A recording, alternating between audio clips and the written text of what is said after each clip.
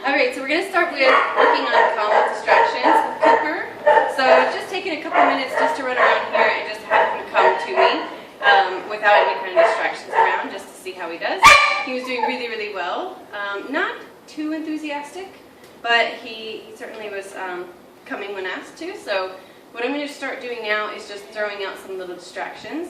And I hear Jessica's distractions. She's our filmer right now, so that might help us out as well. I'm going to start out with the toys. I don't really know what kind of toys Cooper likes right now, so I'm just going to be tossing out different things and see how he does. And basically what I want to do is just toss it out there and get him to come to me without the need to go and check it out first, okay? I might let him check it out after he comes to me, but I want to make sure that he is actually paying attention to me instead of the toys. So, just start with a little ball and see what he thinks. I think it's kind of a squeaky one, but I think it's broken.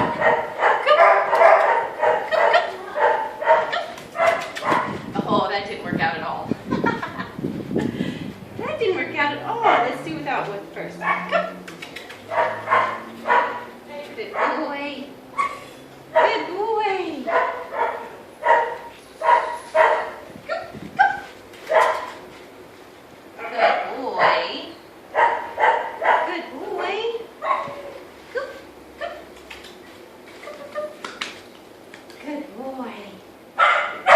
So you can see he is coming after me, but he's kind of like, I don't really want to right now. But with more practice, he's going to get better at this, and I'll try some other toys here as well. Also, if I knew exactly what his favorite kind of treats were, that would help. He doesn't seem to be too enthusiastic about my treats. Some of them he likes, some of them he doesn't. So maybe try this with some chicken or cheese or something like that he really likes. We'll see. That might help. Right. Come. Good boy.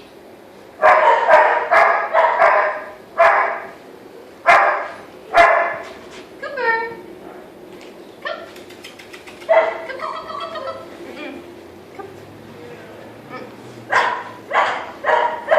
So if he does go for it like that, what I'm going to do is, hopefully I'm going to toss him in such a place where I can get to it first. If he does decide to ignore me and go for it, I don't want him to get that toy, because then he just got rewarded for ignoring me. And then we'll just start over and I'll try to toss it away, maybe more behind him, so he has to go closer to me if he wants to get past it. And we'll see. Seems like he's tired. Cooper!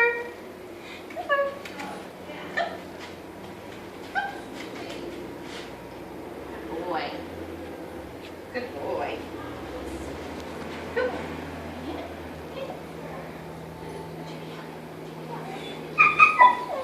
Okay.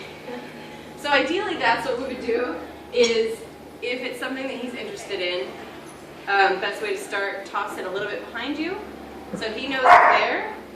Get him to come to you, and then if he does want to check it out, release him to go check it out after he actually comes to you and gets that reward. Hopefully, he'll be a little bit more excited when you're trying this with him.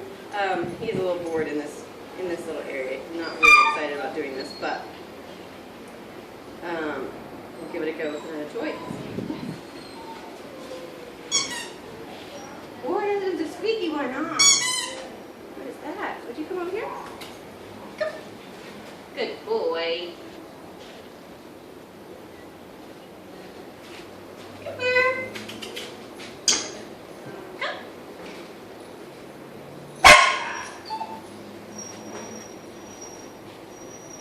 So he isn't actually paying attention to me. Good boy. Okay, go get it. Oh, I think I just scared him with it. You want to check it out? He's not really liking those treats very much. He just spit it out, so we'll have to work on that.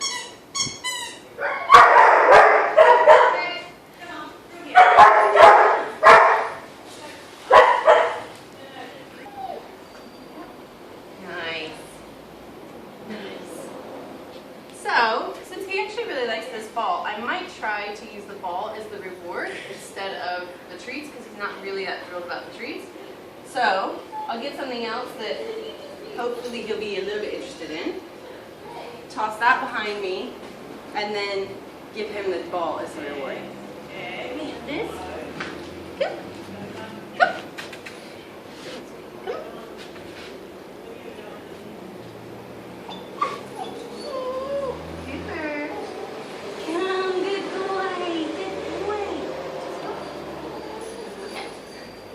So I'm still getting to know him a little bit better.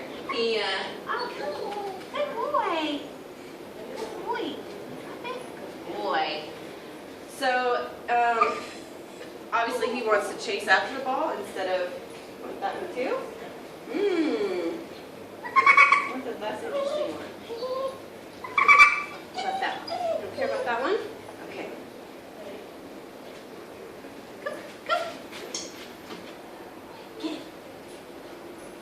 All right. So that kind of worked a little bit better. I would like to have him start a little further away and then have him come to me. But to get his focus off of something else, to have that ball right in front of his face right away, that got him to come to me. That gives him the reward of coming to me. I know it's a little bit of a cheat right now, or it feels like it because I'm sort of bribing him to come to me. But once we do this a few times and he gets rewarded for that multiple times, then he's going to start wanting to come to me and seeing what I have for him. And then it'll just become a habit instead of this game where I have to bribe him away from something.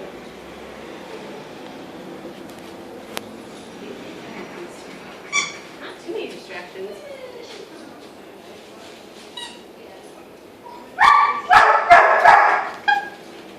Good boy.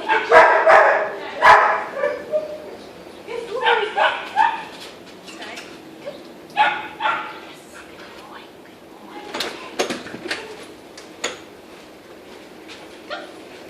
Good boy. Hi Sandy, I just wanted to talk to you a little bit more about the work that we're doing with Cooper's Calm with Distractions. Today you'll notice that we started out in a pretty empty bay with not many distractions in here, kind of boring for him, and he wasn't very excited about doing anything. But that was sort of intentional. I would have liked to see a little bit more enthusiasm out of him, but he's already been in the bay playing for quite a while. And then he came out here and there was nothing exciting happening really. Also, I don't have the best treats for him. That apparently, I'm told he really loves chicken and cheese, which we will try next time. But for now, he did really well for his first session. And what I want to emphasize in your training to start with is finding out what his level is as far as how you can get him to pay attention to you, where he can succeed. So, I like to start in really controlled environments. This is pretty boring, and he can't really go anywhere. And I control the distractions. I'm going to toss it out when I'm ready, and try to step in front of it if need be. Those kind of things. Not really applicable for the real world just yet, but that's where we have to start. We have to get in lots and lots of rewards for coming. Even when it's boring like this, that's just where we have to start. Before you can ever expect to go outside, have him off leash, he's running around in the fields and those kind of things. That's just too much for him. And if you can't get the reward to him before he rewards himself by ignoring you and going after whatever distraction is there, then your training is really going to fail. So what I want to do is start out with, sorry about all the barking right now, start out with really boring environments. If you want to be outside, that's fine. If he's at home, I'm sure his yard is probably not that super exciting, so you can start out there probably, or in just a big open space that just wouldn't be too exciting. Start with a long line on him, something that is, a few meters long, 4 or 5 meters long, something like that. Just a length of rope or a big long leash is fine. Anything that will give you some control so he can't just wander off and do his own thing, but he still has some freedom. So he has some choice, but you have more opportunity to control what he's actually going to get rewarded for. And then just start him out with little things. Toss a toy far away from you, behind you. He's got to come to you. If you know he really loves like a little ball, I found today he really loved that little green ball. So great, have something like that. Toss it off so that he gets that reward instead. But we want him to come to you first before you toss the ball. So he has to get that reward. And coming to you means close enough where you can actually grab him if you need to. I don't want you to get into the habit of he comes, you know, he comes pretty close, but you couldn't actually grab him and then you toss the ball away. Because that's going to set you up for something. You're going to have to chase him down when you want to, and things like that, when you want to grab him and things like that. So make sure each time come when called means he comes to you close enough so you can actually put your hands on him if you need to, and then you can toss the ball, give him that little piece of chicken, that cheese, something like that. It has to be a reward. The other big thing about come when called, and you'll notice in my video, is that I always move away from the dog, move in the direction you want him to go.